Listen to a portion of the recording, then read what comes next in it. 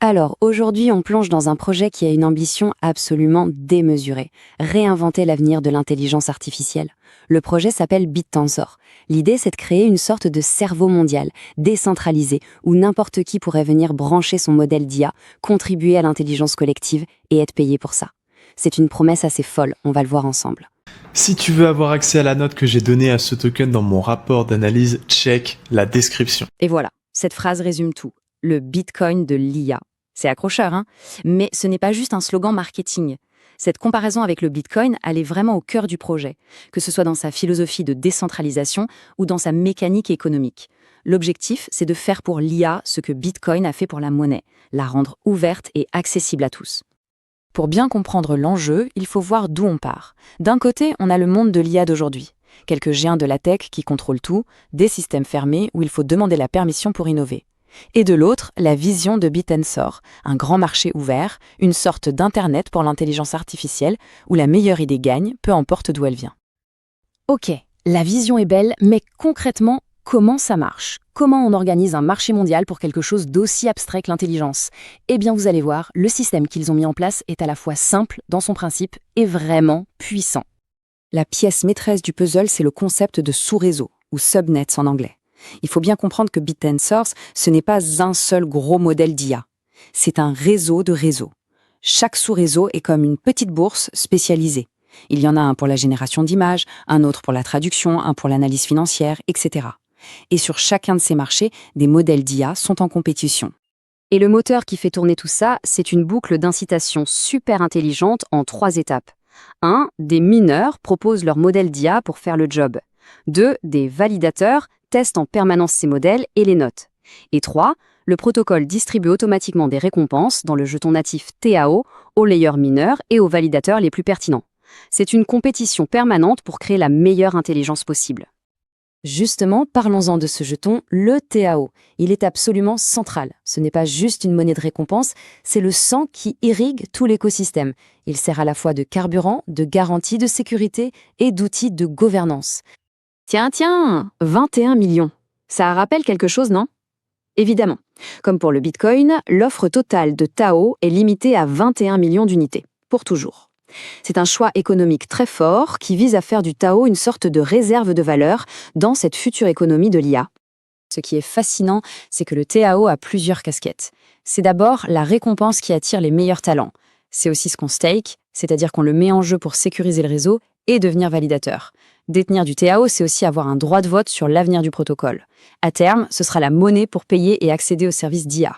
Et enfin, une partie est détruite à chaque fois qu'un nouveau sous-réseau est créé, ce qui réduit l'offre en circulation. Et la ressemblance avec Bitcoin ne s'arrête pas là. Le Tao a aussi son halving, c'est-à-dire que le rythme de création de nouveaux jetons est divisé par 2 à intervalles réguliers. Le prochain est prévu pour fin 2025. Concrètement, ça veut dire que l'inflation du Tao va diminuer, renforçant encore sa rareté au fil du temps. Bon, la vision est grandiose, la mécanique est bien huilée sur le papier. Mais il est temps de mettre les mains dans le cambouis et de confronter la promesse à la réalité. Pesons le pour et le contre, l'incroyable élan du projet face aux défis qui sont bien réels.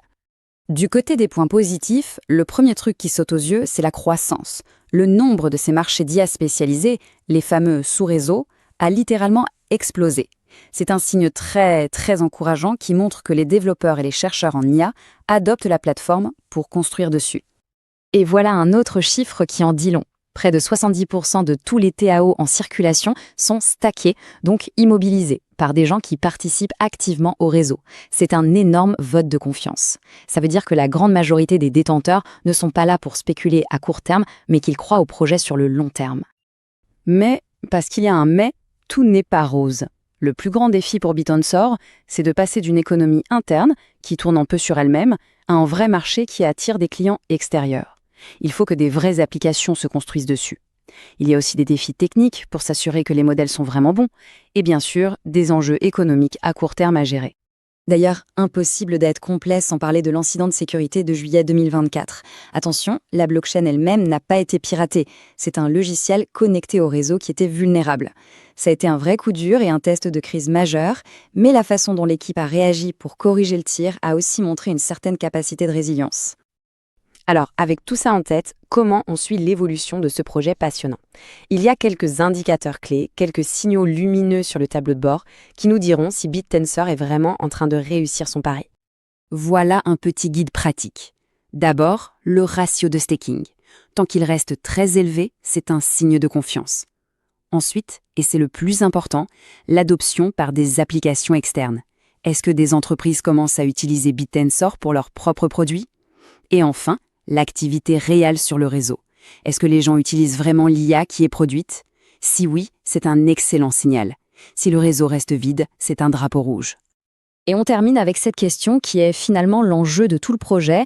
Est-ce qu'un marché ouvert, décentralisé, basé sur la compétition et l'incitation peut vraiment, à terme, produire une intelligence plus performante, plus innovante et plus juste que les systèmes fermés des géants de la tech? C'est tout le pari de BitTensor. Seul l'avenir nous le dira. Si cette analyse te paraît pertinente, sache que tu n'en vois que 20%. Le reste, mes vraies notes, mon scoring, mon suivi des données clés et mes alertes quand quelque chose change dans ce protocole, dans ce projet et aussi dans d'autres protocoles, je le garde pour le Crypto Deep Research Club. C'est le club privé pour les investisseurs crypto sérieux qui veulent gagner du temps et décider avec des vraies données, pas avec le bruit du marché.